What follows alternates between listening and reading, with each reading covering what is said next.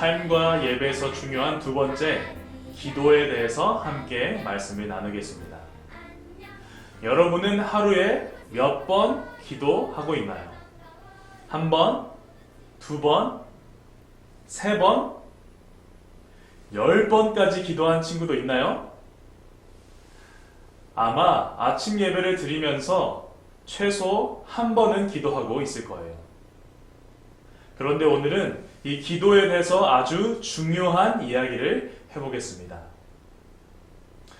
여러분은 기도할 때, 그러니까 이렇게 단체로 기도하면서 선생님이나 목사님, 다른 사람이 기도해 주는 것 말고 혼자 스스로 기도할 때 하나님께 어떻게 기도하고 있나요?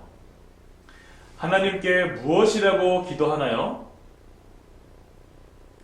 전도사님의 이야기를 한번 해볼게요.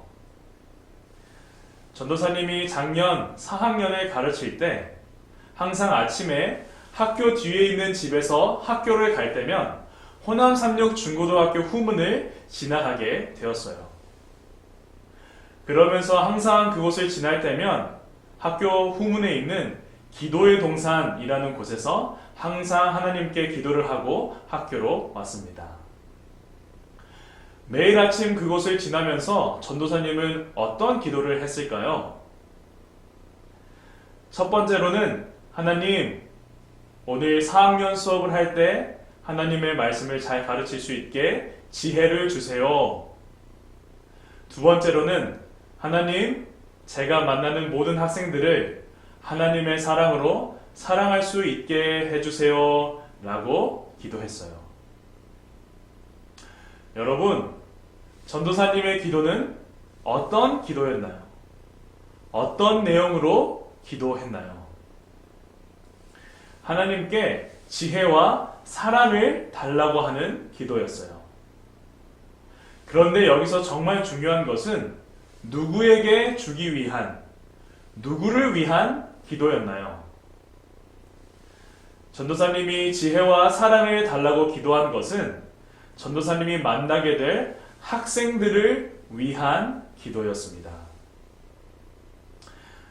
예수님의 생애를 기록한 시대의 소망이라는 책에 보면 예수님께서 기도에 대하여 말씀하신 챕터의 제목은 주기 위하여 구함이에요.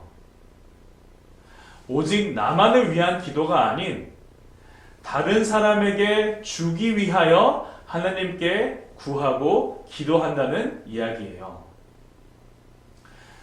예수님께서는 제자들에게 너희는 이렇게 기도하라 라고 말씀하시면서 기도에 대해서 알려주시고 그 기도의 핵심에 대해서 비유로 말씀하셨어요. 어떤 사람이 늦은 밤에 잠을 자고 있는데 친구가 와서 떡 3덩이만 빌려달라고 이야기했어요. 여러분, 늦은 밤에 자고 있는데 친구가 떡을 빌려달라고 하면 주고 싶을까요? 안 주고 싶을까요? 아마도 무슨 이렇게 늦은 시간에 왔어? 늦었으니까 내일 와! 라고 할 수 있을 거예요. 그런데 사실 그 친구가 떡을 빌리러 온 것은 자신이 맛있게 야식으로 먹기 위해서 주라고 한 것이 아니라 자신의 집에 온 사람에게 떡을 대접해야 하는데 줄 떡이 없어서 자신이 먹기 위해서가 아니라 다른 사람에게 주기 위하여 떡을 달라고 찾아왔던 거예요. 여러분, 이 사람이 떡을 주었을까요? 네. 다른 사람에게 주기 위하여 구하는 이 사람에게 결국 떡을 주었지요. 여러분, 예수님께서는 하나님께 하는 우리의 기도도 이와 같다고 말씀하고 계십니다. 기도는 나만을 위한 기도가 아니라 다른 사람을 사랑하고 그 사람에게 하나님의 사랑을 나눠주기 위하여 우리에게 부족한 지혜와 사랑을 달라고 기도하는 거예요.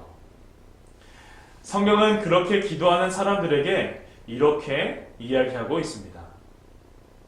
빌립보서 4장 6절을 함께 읽어보겠습니다.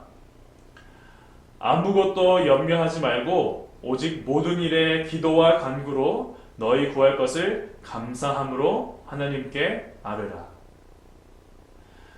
여러분은 어떤 기도를 하고 있나요? 오늘 우리가 나만을 위한 기도가 아니라 다른 사람을 위한 기도를 해보는 하루가 되기를 간절히 바라겠습니다.